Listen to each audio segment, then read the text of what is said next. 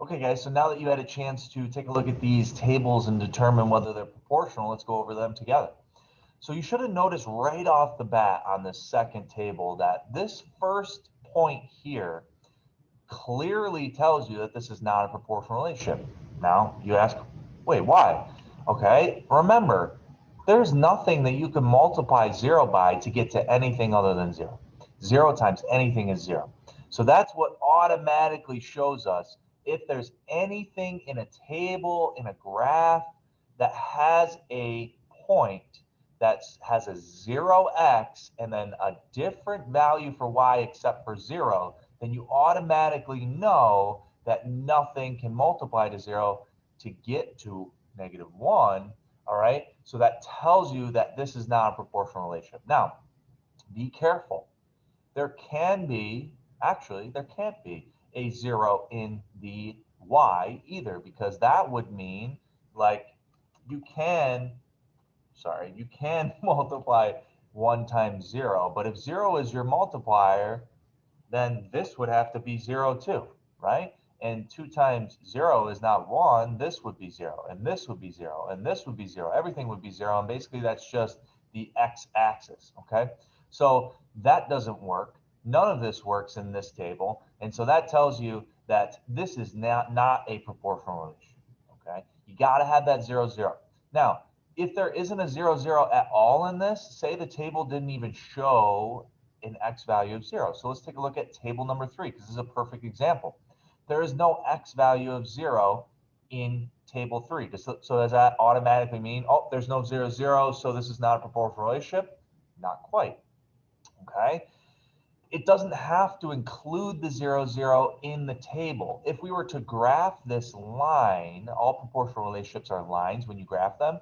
If we were to graph this line, the line would cross 0, 0, because we have found that our multiplier here, or our constant of proportionality, is 3. I can multiply every x value times 3 and get my y value. 5 times 3 is 15. 3 times 3 is 9. 1 times 3 is 3. -1 times 3 is a -3. So this is a proportional relationship, okay?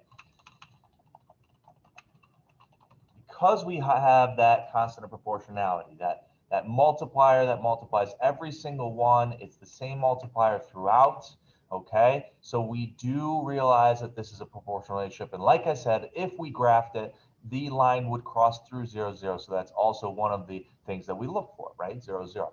Okay, so let's put this into math vocabulary here. So these proportional relationships have this multiplication relationship.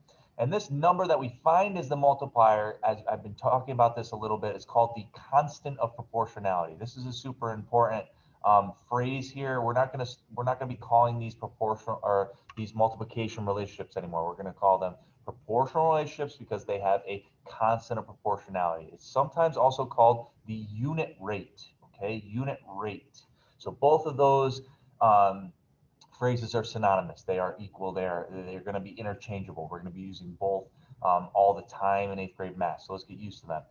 Let's look at this in terms of an equation. So like I said, all proportional relationships graph as lines, okay? And lines have equations. So for every x, we can multiply it by some number k. This k, like we're saying down here, is the constant of proportionality, okay?